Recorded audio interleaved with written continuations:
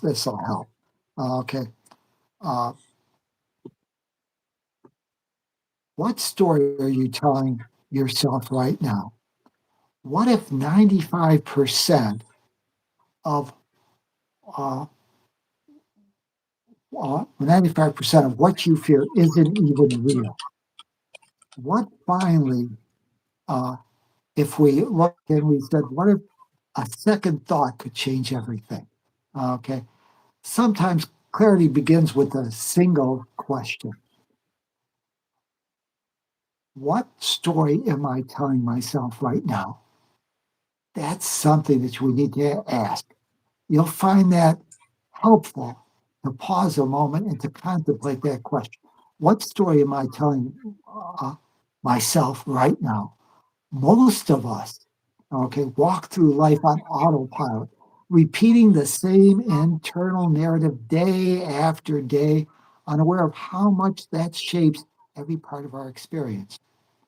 For myself, I would want to know whether that story is supporting or sabotaging the vision of what I desire to become.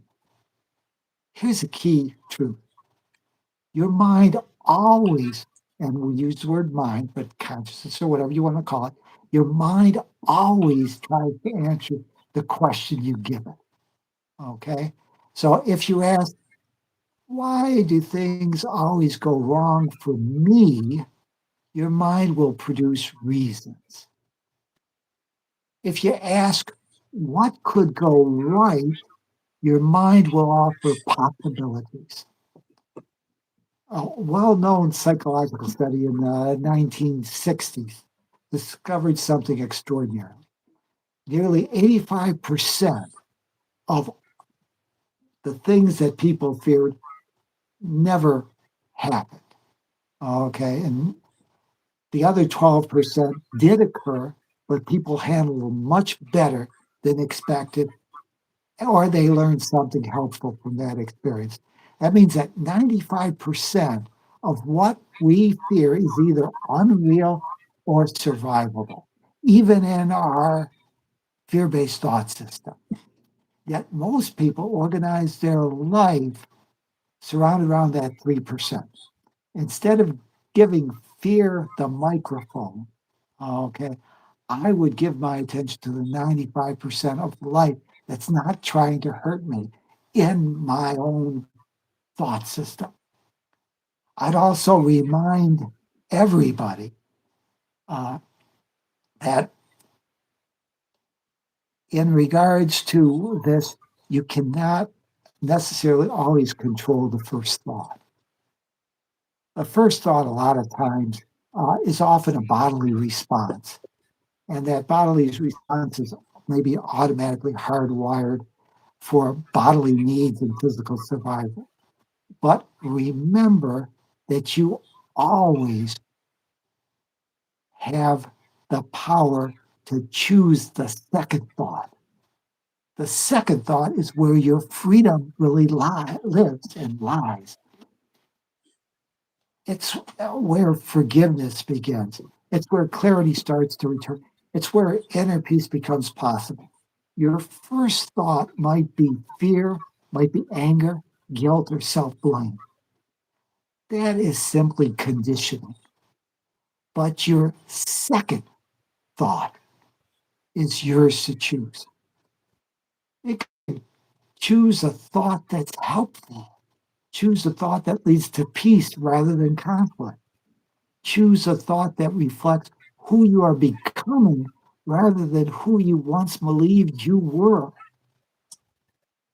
If I were you, I'd remember one more idea. Guilt is a trap. Sin, guilt, fear. Guilt is a trap. It pretends to be responsible, yet it only keeps you stuck in the past. Responsibility is different. It is your ability to respond in a new way right now. Every moment is a blank page.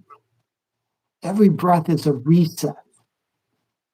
Your past is not your prison unless you Keep rebuilding the walls by refusing to change the assumptions, beliefs, and decisions that control your thinking and your attitude. So if I were you, I would stop living from old fears. I would stop rehearsing worst case scenarios. I would stop assuming the universe is working against me. I would begin choosing again, choosing peace, choosing clarity, choosing the inner voice that lifts me up instead of one that limits me. Your ego and our fear based thought system is designed to keep you small. For myself, I would choose a better story and then I decide to live as if it were true. Psychologists say that if you do that, it will become true. You're much more likely to see that change. So I would invite you to decide for yourself, what story do you want to live as if it were true? And then just go ahead and do it.